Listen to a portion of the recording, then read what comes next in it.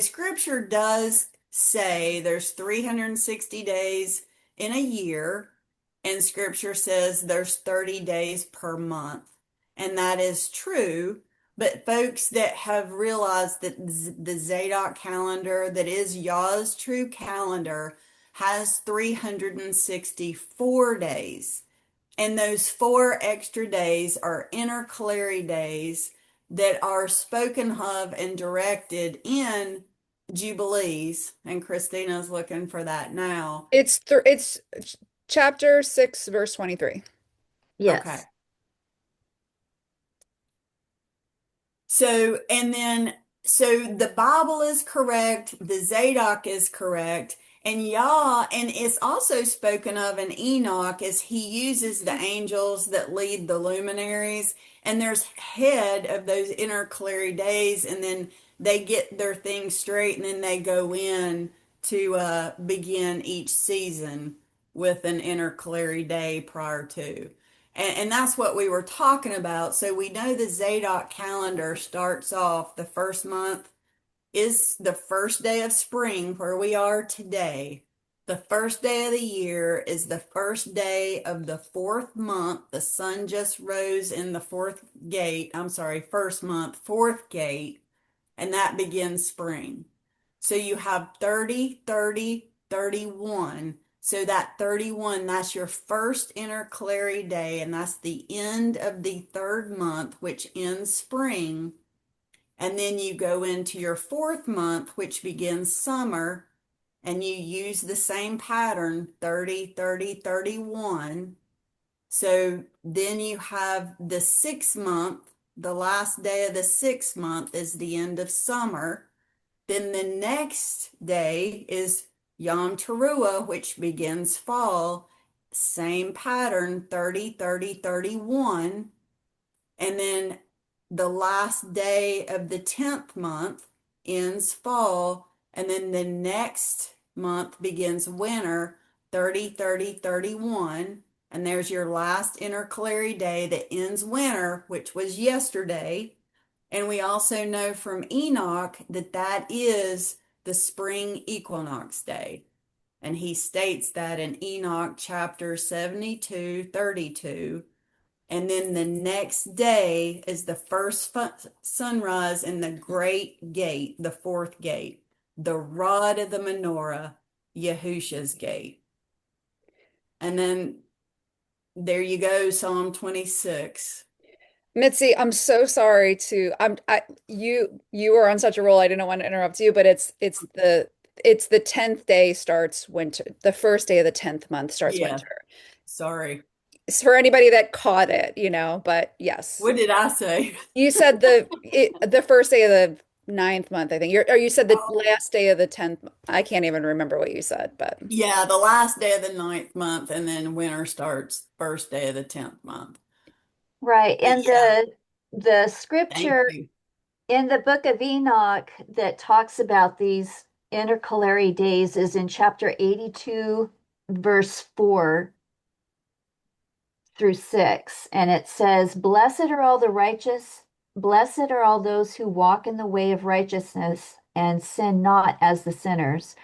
In the reckoning of all their days in which the sun traverses the heaven, entering into and departing from the portals for 30 days, with the heads of thousands of the order of the stars, together with the four which are intercalated, which divide the four portions of the year, which lead them and enter with them 4 days.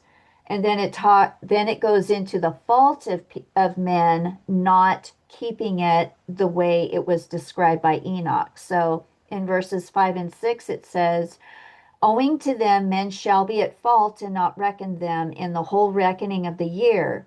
Yea, men shall be at fault and not recognize them accurately. For they belong to the reckoning of the year and are truly recorded thereon forever. One in the first portal, and one in the third, and one in the fourth, and one in the sixth, and the year is completed in 364 days. Pretty clear. So do you understand how the Bible is true about the 360, but that's why they removed Enoch and Jubilees. because it hid the information of those 4 seasonal intercalary days that divide the year into the 4 seasons. So without that information, it's almost impossible to find Yah's true calendar. And that's what they've done. So what Christina did initially is she never added a null or a void day. And if you don't do that, and we'll get into the scriptures that point to the null and void, then you fall behind, because the true cycle of the sun moving from the spring equinox and then returning again to the spring equinox, like we said, is actually 365.24 and change days. So does everybody have a good handle on, you have to add the null and void as directed by Yah, or your time will slip according to Yah's heavenly luminaries? And that answers a question. Weeks ago, when we were figuring out the count for the 1332 days, I think it was, and I kept doing 1290, and I kept coming up with 3.5 years, and I could never figure out why. And now I just, because of what you just said, with the 360 times the 3.5, now I know why I kept coming up with the wrong time. Right. So, and that's why biblically a year is 360 days. The calendar's not 360 days, but the year is. And that's why Yah, when he says 3.5 years, you do the math, is 1260.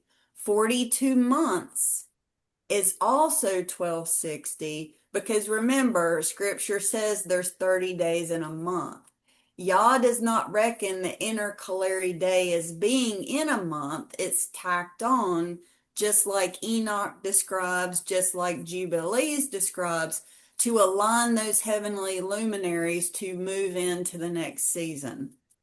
They're not, so that's why 42 times 30 is 1260. So if you don't understand biblically how Yah's calculating, if you use 364, you're going to get off. But that's also why Yah's year calendar is 364, because it's perfectly divisible by 7, right? And that's how the days and the weeks never shift on Yah's true calendar. Passover is always the 14th of the first month. The first day of unleavened bread is always the 15th of the first month. Passover is always on the third day of the month, third day of the week. I'm sorry.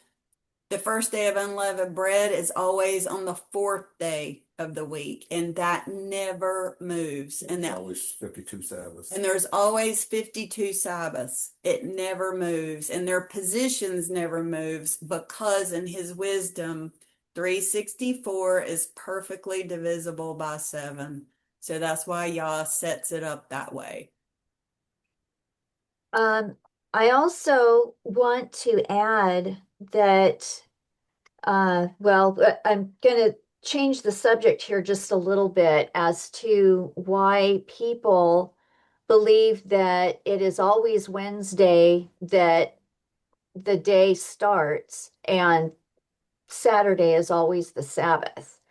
Well, when you look on page 353 of your Dead Sea Scrolls, you'll notice that in fragment 4Q252, they inserted the days of the week when they shouldn't have.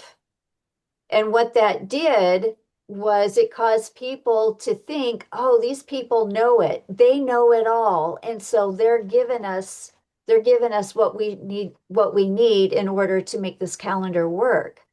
Well, So, Christina, you're saying the commentators the commentators did that. Yeah. They inserted it.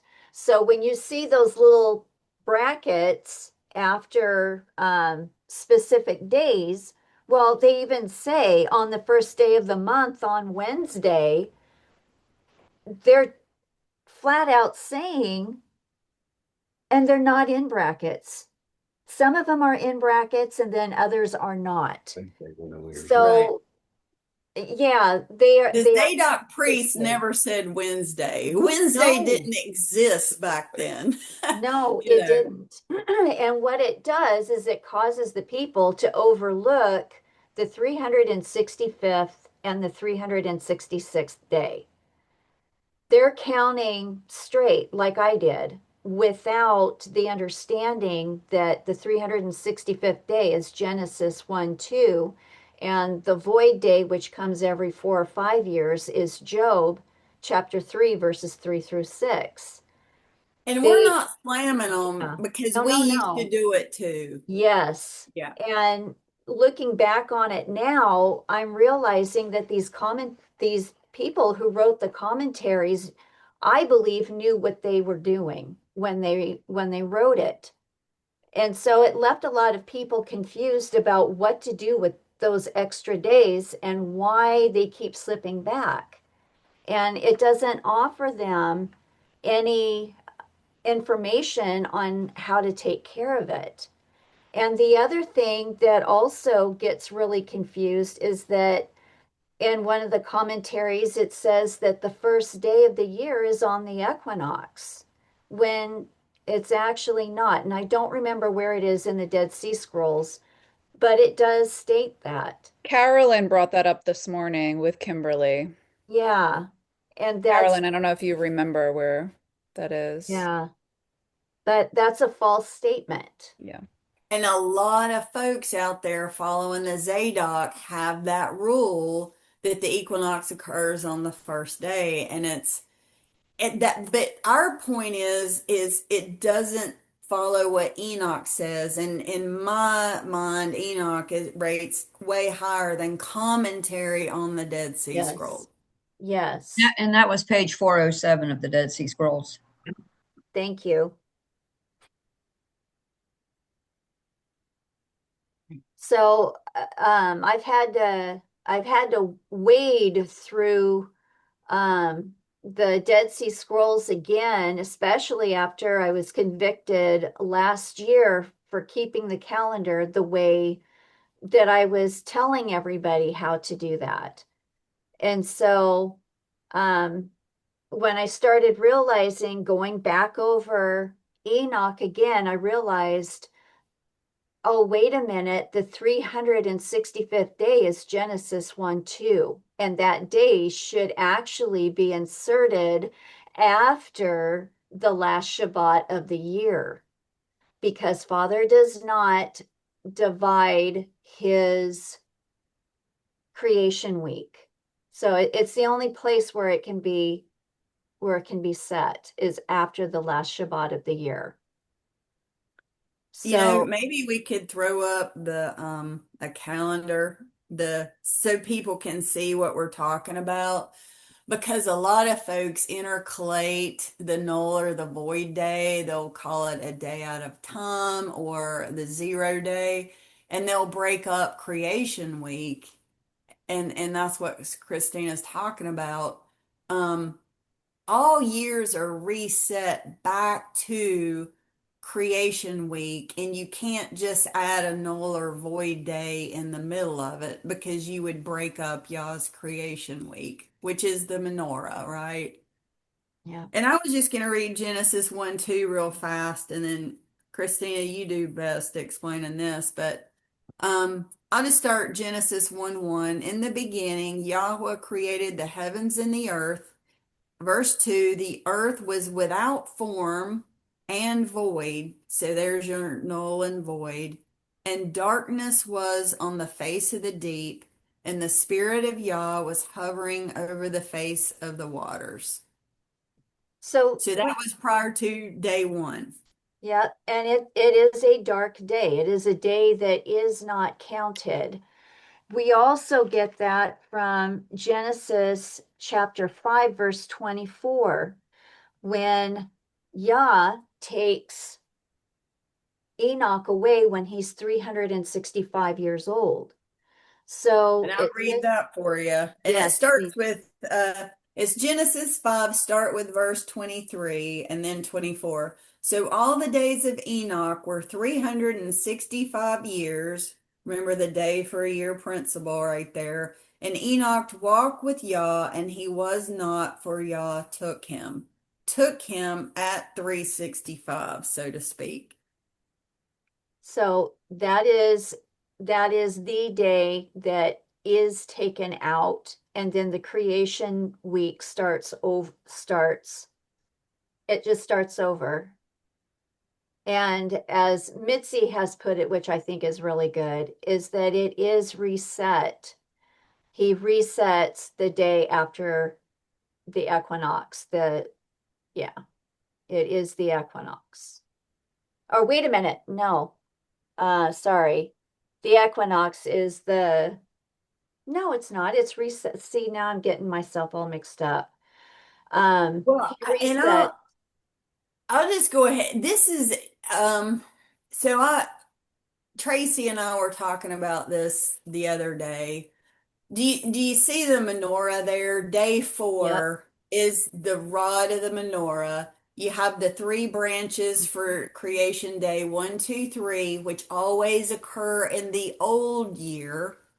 And then the menorah, the rod, that great fourth gate, is represents Yahusha. That is the first day of the new year. Yep. And then the 3 days on the right side of the menorah are creation day 5, 6, and 7, which are in the new year. And there's your all important pivotal Sabbath day that you have to get correct because it's going to continue on that day for 52 weeks of that year. And then you wait for the next spring equinox to reset your year and show you which day is the fourth day and which day is the seventh. But Yes. another way how Yah does time, I think, is really interesting. We were talking about the Jubilees. So Yah does not, time is not linear in Hebrew time or Yah's time. It's cyclical or circular, like the circle of the earth. Yah is all about pi. You've heard Christina talk about it. It goes back to Gamul too, but you can do the Jubilee is 7 weeks of years or 49 years. And the Jubilee year wraps 6 months from the 49th year to 6 months in the beginning of the next Jubilee year, the first of the next Jubilee year. And if you think about it, that's exactly what Yah does every year on his calendar. So we know the Jubilee year goes from the Day of Atonement to Day of Atonement. Well, that's the 10th day of the seventh month, right? It starts halfway in the 49th year is already over and then goes through the first year of the next Jubilee until the 10th day of the seventh month. Do you see how Yah connects each Jubilee, the old Jubilee to the new Jubilee? There's a connection through that Jubilee year. He does the same thing with the yearly calendar. The first 3 days of Yah's creation week are part of the old year. The last 3 days of creation week are in the new year. And it's connected by that rod of the menorah, which represents Yahusha, the Yes. Son of Righteousness, S-U-N, which Malachi talks about. And then the parallel to Psalm 29, right? The the bridegroom, the son is like the bridegroom running his race. And that's the connection point is from equinox day to equinox day. And that next sunrise in the fourth gate is always the first day of the year. And it's always the fourth day of the week, that rod of the menorah. So do you see how it's cyclical and it connects the old year and the new year? And it does the same thing with the Jubilees. And that's why folks I used to believe the Jubilee year was the 50th year. And then you start right off counting one again. That's linear thinking. That is not Yah's thinking. He wraps and connects year after year, Jubilee after Jubilee. It's Does it make sense? I really hope I didn't confuse folks. it's kind of like um, the the connection made from the 10,000 years. Remember when we were talking about the luminaries being judged at the end of 10,000 years? And we had wondered about that when we were reading Second Esdras, and he was talking about so many years, 9.5 have already passed, and there's 2.5 left. So what I had shown is the same principle as the calendar and the priestly order, is that day 6 and day 7 on the second Esdras piece I was showing you is it's the same day, but it's still two separate days. Maybe I'm hoping I'm not messing anything up, but do you guys remember when I had showed you that it's the Yeah. same Yeah, principle? he uses an overlap principle. Yes. Yeah. So if Yes. I wanted to just share that in Exodus 26, it's talking about the curtains of the tabernacle. And specifically in verse 9, thou shalt couple 5 curtains by themselves and 6 curtains by themselves, and shalt double the 6th curtain in the forefront of the tabernacle. So there's like an overlay, that's how, like, that's just another one of the ways that he shows us his pattern. Yeah, it overlaps. So that would be like with also, would you consider that with the land Sabbath too? Yeah. Yeah. Yeah. Yeah, it overlaps year 6 and year 7. Yep. And then Jubilee overlaps year 49 and 1 of the next Jubilee cycle. Right. Same principle. And every year you have the null or you have the null and void, and then you start creation day 1, 2, 3 has to be in the old year. Creation day 3 is always the equinox day, as taught by Enoch, chapter 72, verse 32. Then you have the rod of the menorah, Yahushua walking in, sitting in that Holy of Holies. And then calendar day, creation day 5, 6, and 7 are in the new year. And then you begin your cycle of keeping that seventh day for 52 Sabbaths. And it, Perfection. right. And the way you did describe it, the equinox is how Father resets the year every year. Yes. And one more picture of his pattern is um the tabernacle of the earth. If you think about, we are taught to observe from Jerusalem the sunrise, but the sun is actually at the it's it's in the west as the sun, what we observe, we're seeing the sun rising in the east when the sun is in the west. So that, or that in the north, I mean. So that northern quadrant is also like another example of how he kind of stitches together his way of reading time.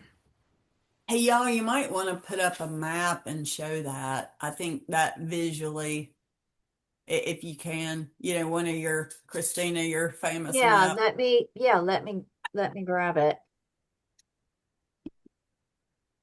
Because I know that's hard to imagine in your mind without looking at it.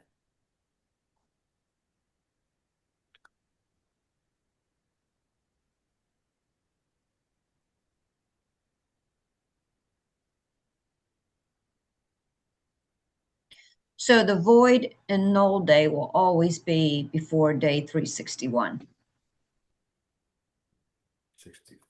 In order to keep all of creation week together, they need to be outside or prior to creation week. So it would be between the 52nd Sabbath and creation day 1 that the null and or the void day. That's where those days would fall. Yeah. Yep. Okay. Okay, I'm ready to share my picture. Oh, sorry, I'm still sharing. That's why you're saying that. Oh, no worries.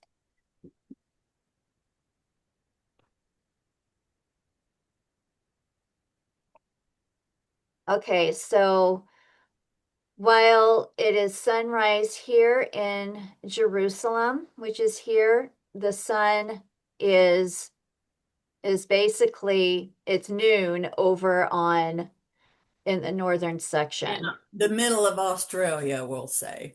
Yeah, pretty much. So yeah, it's stitched together.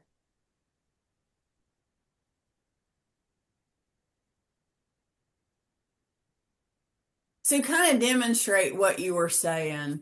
Um, so what were you, can you say that again, Linda, while we're Yeah, looking sure. at So I did have a video where it's basically just spinning. Oh, do you But want me to stop? well, no, I think if I'll try my best to describe what I'm saying. So the sunrise right now, the sun is on the equator at the north quadrant, and the sun is rising in Jerusalem. So that the sun has to do a complete rotation around for everyone to start celebrating today, the first day of the year. So that's where the sun was when Jerusalem celebrated their new year today. And the sun has to go completely around. And The north is the last yes, one to observe. the So first that'll be day. tomorrow for them. And then Jerusalem will already be into the second day by the time the north gets to their first day. So Where is the sun when uh, in Jerusalem the first time it comes above the horizon? Whereabouts on this map is the sun? And sunset, where is the sun at sunset in Jerusalem on this map? Okay, so this is sunrise right here. This is sunrise, and the sun is over Australia. and that means it's high noon over Right. Australia, It's high and it's noon. just now rising over Jerusalem. Right. So what she's saying is, as you spin, and then when you spin this whole map or the yellow part, when the sun hits above Jerusalem, it's high noon. Yeah, okay, Christina, I'll shut up. If you No, stop no, it's sharing, fine. no, if you So this stop is, sharing, we can see it up there. oh, yeah, that would be smart. Okay. So this is noon. This is noon for Jerusalem. And can you guys see? Yep. Okay, so this is noontime for Jerusalem. Evening time is right there. And then midnight for Jerusalem is right here. Okay. Okay. When the sun is completely on the opposite side of the earth. Yes. 180 degrees from Yeah. Yes. Jerusalem. Yeah. Yep. Yeah. Yep. So that's midnight. That's noon. This is morning or sunrise, and then this is noon or this is evening for them, or sunset, if you will. So So, Christina, can you move there you go, the camera up, and then so what you guys were talking about, show it entering the north sunrise and then go through a full day, and yes, maybe everybody can see how there's an overlap in the year, there's an overlap in the Jubilee, and there's an overlap every day with right. the Give me sun. give me a second, guys, because this isn't working out for me. Let me set something on this. I want to set the I want to set my camera on top of this so then it's easier for me to give a Yeah, proper no problem. But I show. think that's why Satan has trained the world in Western thought, which is in linear, because on their Gregorian, we're in linear thought, and it's hard for you to back out of that. That's why I think y'all's calendar is so hard to understand and grasp, because we've been programmed to think linear, Right. sequential, without wrapping. And I we're just trying to explain if you would come out of that thinking, if you understood the wrapping principle of Yah and how the time connects, then Mhm. this calendar will make better sense. Right. So this shows that this is the first day of the year for Jerusalem. Okay. And Sunrise. yep, sunrise, and it's dark every place else. Can you So, make your screen full screen? yeah, I'm talking. Is it full now? Is the Uh, screen full now? Ray, you can select how your screen shows. Yeah, you So have to you would modify have to your change it. view.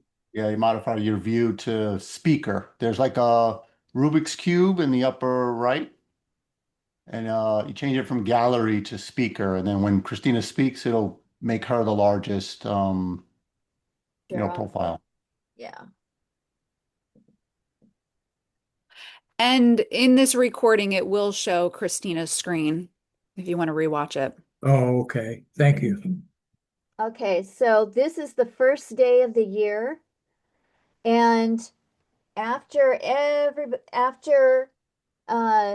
theirs starts, then Africa begins and Europe begins their first day of the new year. Then Eastern South America enjoys their first day. Now America is beginning to enjoy their first day of the year. And Now whoa, New whoa, stop when it's sundown. Stop when it's sundown. Okay, so Oh yes, now, yeah, it's sundown in Jerusalem, yes, it is sundown. but we are still in the daylight portion of our first Our day of the first year. day. Yes, it is our first day still. So now New Zealand is beginning to enjoy their first day. Australia now enjoys their first day, and also China and India, the Philippines, India, Russia, and then into Iraq and the peninsula here. And now Jerusalem is just beginning to have their second day, and everybody else is still in their first day. So they're Does beginning that their make second sense? Do day. you see the wrapping? Even though Jerusalem has started their second day of the year, the bright part of the world is still in their first and will stay Yeah. in their first until the sun sets. Yes. And then, So, so the wrapping part happens specifically in the northern quadrant because we know, Yah's day is 12 hours, his night is 12 hours at yes. this specific day of the equinox. So, in order for the first of the year to end for everyone in the north, that sun will be all the way. So stop back where Jerusalem starts, Christina. Go 180 from here. So this is where the sun is when the north completes the first day of the year. Yeah. Yep. Yeah. So, yep. And this we could never see on a globe. We would never be able to have an understanding of what's going on with time. And I'm really grateful for the Gleason map because now we can actually look at the Earth from Yah's perspective. We Well, have a clock. We live on a clock. Yeah. that's the way And Enoch. That's the way Enoch looked at it from above, Yes. didn't he? yes. Yeah. Yes. And I was just going to say, when Enoch talks about the north, the east, the west, that's what he's meaning, those quadrants, right? In other words, it talks about the sun going through the north to enter to the east. That's Yep. exactly what he's talking about. For the sun to rise in Jerusalem, this it has to travel through the north first. Yes. So, And that confuses a lot of people, and it confused us until Christina understood the basket of the earth divides it. There's those four corners that show you the east, the south, the west, and the north quadrants of Yah's earth. and the corners of the earth are at the north, the four corners of the earth. And that's where that basket, that X, makes the four corners. I look at it like, okay, you take a big old pizza and make four pieces, and there's your four corners in the center, right under Yah's throne. Yep. Or she said, it's always about food with me. I guess you could explain this calendar with a piece of pizza, I guess. Yeah, you could. And use turkey pepperoni for the sun. That's right.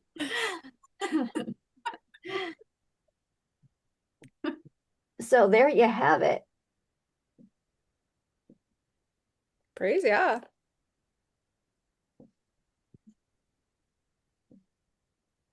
I don't think I have anything else to say about this, so. Yeah. So, I mean, I hope y'all understand what we mean by wrapping time. You know, he always wraps and joins the old with the new, right? As far as time goes. But anyway, Christina, I think I was interrupting Christina explaining our the calendar journey where we used to all we would so there's the four intercalary days, but folks that have to shove the calendar to a Wednesday so they can remain on a Saturday Sabbath also had to add, and they call those intercalary days as well. And I used to do it too. I believed you guys, but my only heartburn with that is I was like, okay, where's the scriptures in Enoch or Jubilees or the Dead Sea Scrolls, the instructions on how to add those intercalary days? Those 7 days of intercalation. Right, Yeah, right. To force it to a Wednesday. Right. It right. didn't exist, No. right? It didn't exist. And It That's makes where, okay, sense. It totally makes sense. It's the only way it makes sense to keep your first day on a Wednesday and your Sabbath on a Saturday. But that's not scriptural. no, no. And and I that's got why Yah convicted. did not name the days of the week. He numbered them. Yeah, intercalate means to add to. And so yeah, and it's never mentioned in Jubilees or Enoch or anywhere to add days. Right. There's no instruction. So how do you do it? And that's the mass confusion of the Zadok calendar. Some go to the closest Wednesday, some go backwards, some add a week to make it go forward. Right, Christina? It's Yes, mass confusion. yeah, that's exactly what they did. Yeah, the calendar that I was on before, I think this year, my friend Sarah, she's keeping the Zadok calendar. I think the 18th was their first day, and I think the next year it'll be on the 17th, and the next year on the 16th, and they wait. I think they intercalate 7 days after 6 years. So. Yeah, that Oh, yeah, yeah, it does. It falls back yeah. and yeah, they Mhm. do wait. Yeah. And I'm looking for that picture right now, which shows an overlap from the Book of Esdras. So give me a couple minutes because I'm still looking for it. And while she's looking for it, and so the Jubilees wrap, right? The first half of the Jubilee year is in the last half of the 49th year. And then the next half is in the first year of the next Jubilee. So do you see how Yah through the Jubilee year connects the old Jubilee 49 with the new Jubilee 49? And Yes. then the year we were saying he wraps because creation week after the null or the null and void days 1, 2, and 3 are in the old year, and then you have New Year's Day as the rod of that menorah, and then day 5, 6, and 7 are in the new year. So that Yeah. first week of the year is a wrap. So the first half is the old year, the next half is the new year. And then so what Christina was just showing as the sun goes around the earth daily, Jerusalem starts day 2, where to the east of Jerusalem is still in day 1. And they finish, right? Even though Jerusalem starts day 2, they have to wait for the sun to come back to them. Yeah. Okay, great. Thank you. Yeah. Right. And then this is from Second Esdras, chapter 14, verses 11 and 12. And it talks about how they were in the first 9.5 days, and then there was still 2.5 to go. Okay. And so what I realized is that the Sabbath day, which is the seventh day, Yah is resting while Adam and Eve are out um, creating their descendants, right? They're out having children, and their children are having children within Yah's day of rest. That's why we don't hear from him in that day. It's not to say that he wasn't talking to them at all, but in Genesis chapter 5, this is all of his descendants within that 1,000-year period, and that was when Yah was resting. And we know that the flood didn't happen until the 8th day. So this was how I was able to figure out that there is an overlap. It's the same as the Jubilees. It's the same as the count in the calendar. It is an overlap.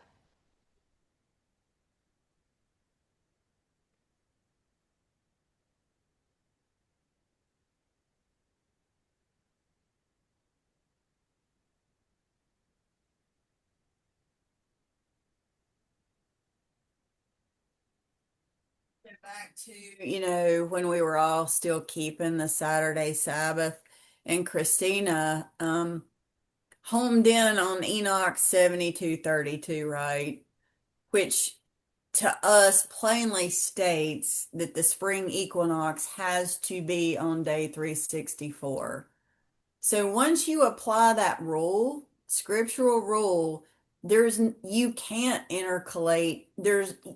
You can't obey Enoch scriptures from Yah and intercalate or add days to shove it to a Wednesday to make the Saturday Sabbath work. Does that make sense? And that's when she realized the Sabbath isn't necessarily Saturday. It could be any day of the Gregorian week. You have to obey the movements of the luminaries in the skies as Yah says to do it. And that's why he never named the days. You can't name the days. They have to be movable according to Yah's calendar. And that's why he said, don't keep Saturday Sabbath. He said, keep the seventh day holy, right? And she knows, and Linda knows, I had temper tantrums for a while about that. until you pray and pray and you beg and it's like, oh, you idiot, duh. It hits you, you know. Yep. I was just hanging on to that man's reckoning of time. Yeah, I was gonna do it with or without you. I don't blame you. They had a lot of patience with me. I'm slow, but hopefully I'll get there. Yeah, well, you did. You did. So, and it was a lot quicker than I thought. So, Because yeah. I'm really, really hard-headed. Well, the spanking convinced me. So, and it wasn't pleasant. And I had to study it out for a few weeks before I could bring it to the fellowship and just say, hey guys, uh, I've just been convicted and this, I need you to read this with me and tell me if you agree or not. And they did agree. It was just when the Sabbath came on a different day, then that was harder to swallow. But, and it is with anybody coming off of a Saturday only Sabbath, which is what I came from. But yeah, yeah, the spanking was a hard one. Um, I Y'all don't, knows how to wean us from that junk. It's step by step, piece by piece. It'd be yeah, hard to stomach all at once. yeah. And so, the other scriptures that I think about that connect to the proper day is Revelation chapter 3, verses 6 through 10. And you have to remember too that a lot of the calendar is embedded within 1st and 2nd Samuel. It's David basically gives us all sorts of time that is found within the calendar. But this is what it says in Revelation chapter 3, verses 6 through 10. Actually, we'll just say through 11. And he who has an ear, let him hear what the Spirit says to the assemblies. And to the messenger of the assembly in Philadelphia write, he who is set apart, he who is true, he who has the key of David, he who opens and no one shuts, and shuts and no one opens, says this: I know your works. See, I have set before you an open door, and no one is able to shut it. That you have little power, yet you have guarded my word and have not denied my name. See, I am giving up those of the congregation of Satan who say they are Yehudim and are not, but lie. See, I am making them come and worship before your feet and know that I have loved you. Because you have guarded my word of endurance, I also shall guard you from the hour of trial which shall come upon all the world to try those who dwell on the earth. See, I come speedily, hold what you have, that no one take your crown. Well, that door, I believe, is the first day of the year. That door is open, and as soon as the sun rises, I see Yahusha opening that door. No one can open it and no one can close it. They've tried by trying to place the door on a different day, but I see it as this is the door. This is the proper door that um, we're supposed to be observing.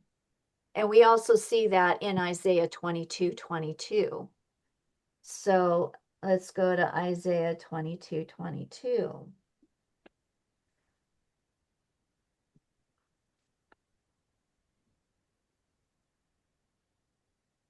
Which I automatically I thought about this morning because I had read Isaiah 22:22 yesterday, and it seems to be fitting the situation that we're in right now. But it says here,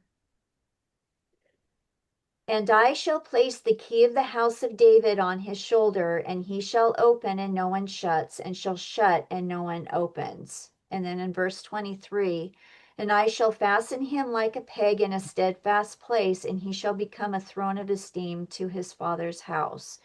And this line, I believe, is that boundary that goes from the north and goes all the way to Jerusalem. That is the line that should have been set, but it's been upset because somebody took it upon themselves to change the date line or whatnot. There's a whole bunch of things that can be said about that particular chapter. But what I'm seeing is that line that is drawn out, that is Yah looking from the north to Jerusalem. And that is the place where the sun rises, and that's where the day begins. The new year begins, and it also ends. Was that chapter 24?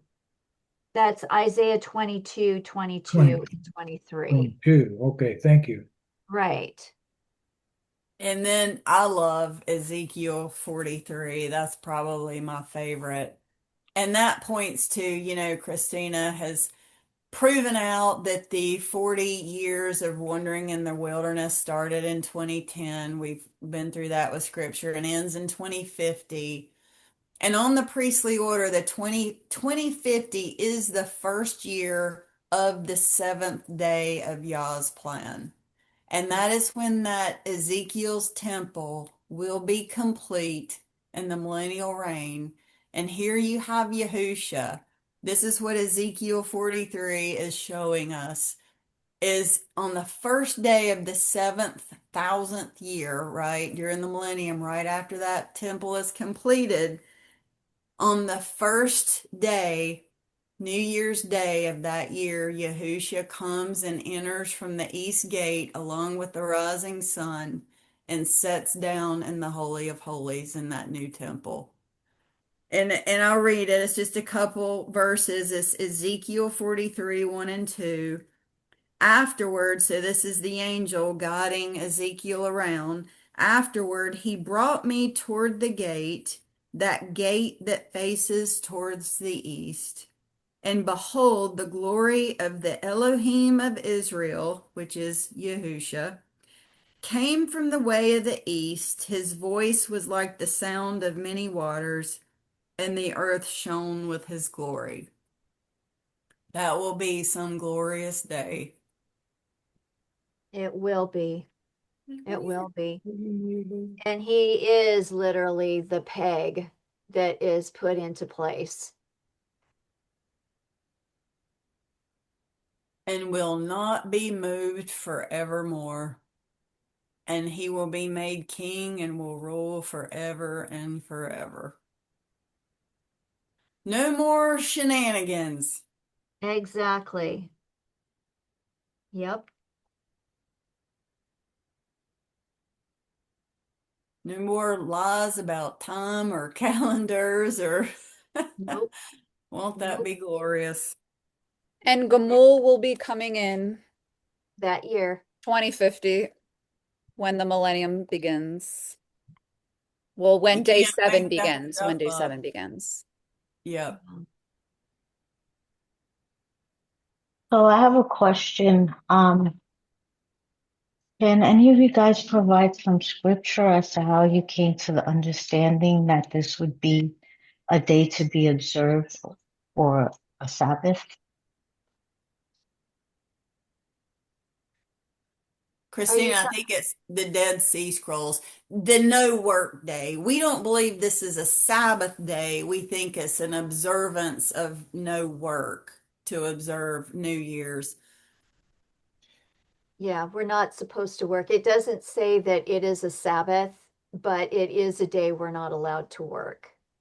Can you give her the page and read it in the Yeah, Dead Sea Scrolls? 597. I believe it's page Like violence, it's 597. coming I hope in, it Yeah. is. not to work more than 6 days. Right. And Archie says true. Otherwise, if we don't rest on this day, then we have worked more than 6 consecutive days.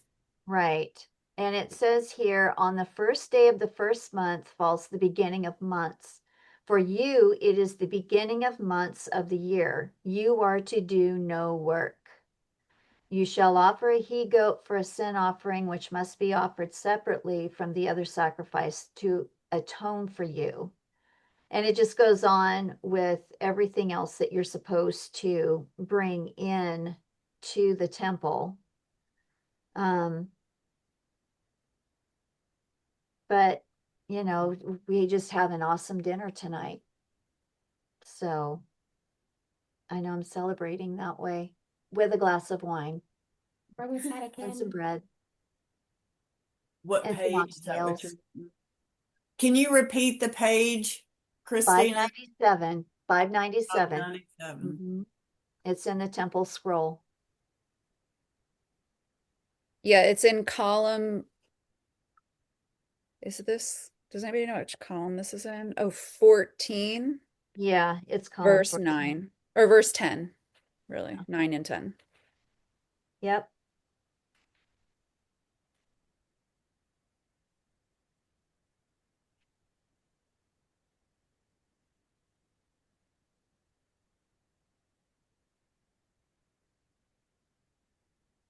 And it is a day that I'm just joyful to have. I can rest today.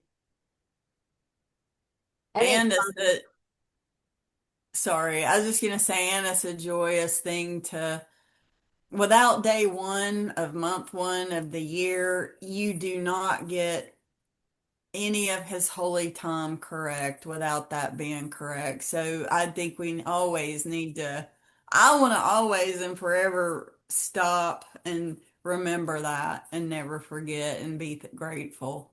Mm-hmm. Because Amen. without day one of month one correct, all of Leviticus 23 is off, including your correct Sabbath. right.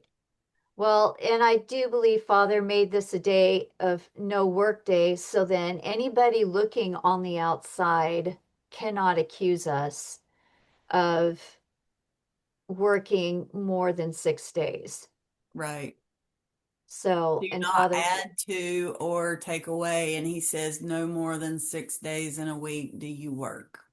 right. So the first day of the first month of the year is a bonus. So I'll take it.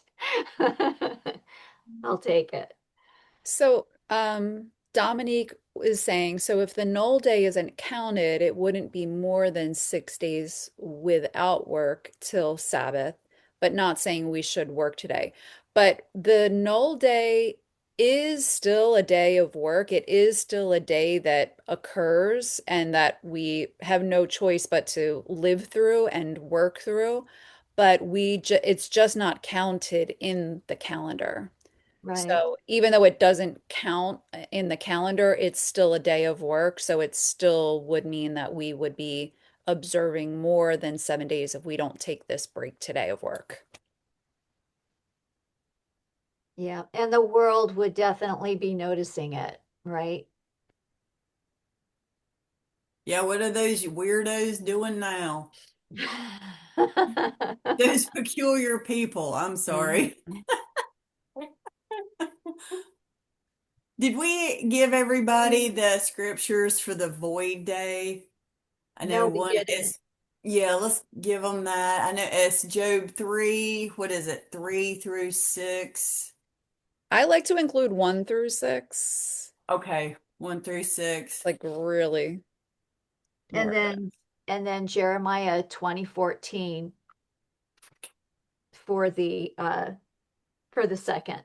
So there are two witnesses for each one. So for the null day, Genesis 1, 2, and Genesis 5, 23 and 24 for the null day. And then for the void day, Job 1 through 6 and Jeremiah 20, verse 14.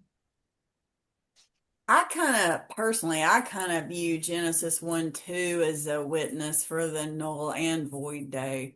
Yeah, they were both filled with darkness for sure. Yeah.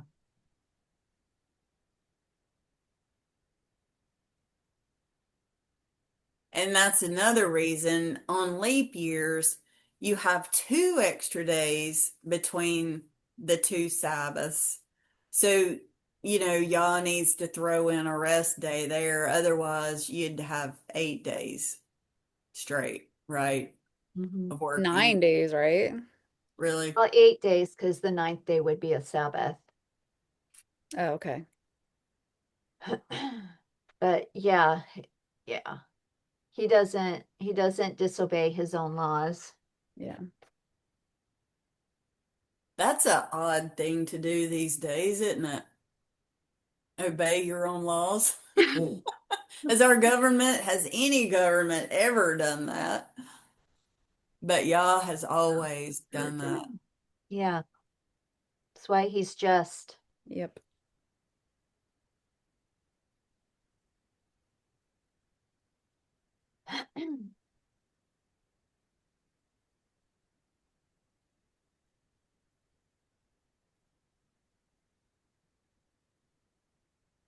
Does anybody know what the scriptures mean when it says the last shall be first and the first shall be last? What's that referencing to?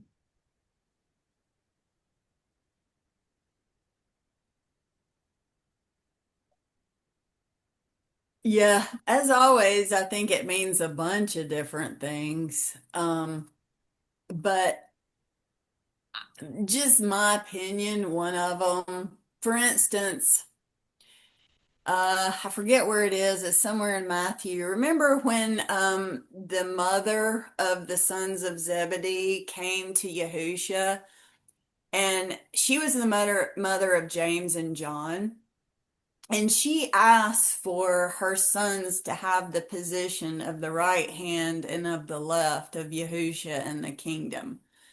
And Yahusha basically answered and said, well, that's not mine to give. It's the Father's decision who gets what office in the kingdom, right? So the bottom line there, and I could be completely wrong, but I've always thought those two final prophets would get the right hand and the left of Yahusha in the kingdom, because if you read in Zechariah where it talks about the two olive trees that have their receptacles in the golden bowls. Uh-oh, I'm getting the internet connection unstable sign. But they are the two olive trees that stand before Elohim. I And those kind of think they are going to be some of the greatest in the kingdom, right? They're at the right hand and left of Yahusha, the King of Kings, and they are the last two final prophets, right? The last shall be first. The last shall be greatest. Um, the workers, right, in the vineyard, the 11th hour workers. So Yah went out into the world and hired workers, or called his saints. Some were at the beginning of the 6,000 years and they worked their entire lives. Some were called at the last minute, at the end of the age. But when it came time to pay the vineyard workers, so the ones that had worked all day assumed that they would get a little more money than the ones that just came in at the last minute and worked 1 hour, right? They worked 12, and here's these cats at the last minute that come in and are hired, work 1 hour, but they all got the same pay, and they began to grumble. It's like, well, wait a minute. And he said, friend, did you not agree to do this for me for this denarius or whatever it was? And they said, yes. And he said, why are you going to get mad at me because I'm generous to these who also agreed to work this 1 hour for the same amount of pay? In other words, no matter when you're called, no matter how much you've done, the reward is the same, right? Everlasting life with Yah in his kingdom with his son. So some would say, well, hey, the last workers were the greatest because they supposedly did the least, but got as great a reward as those Abraham, Isaac, Jacob, all these that did. I also think some of the last are going to have to go through the worst. Yeah. If you have to go Yeah. through your relation. Yeah. And he's fair and just, but I've always thought this, because the worst time that has ever come upon the earth is just ahead of us. some of us are going to go through things that I'm sure are horrific, right? And if we stay faithful, don't deny his name, but persevere to the end, I think some of the greatest crowns in the kingdom are reserved for those that come last. Yeah. So it's not like all the great ones' seats are and positions are already filled up. He's reserving some of those for those right now.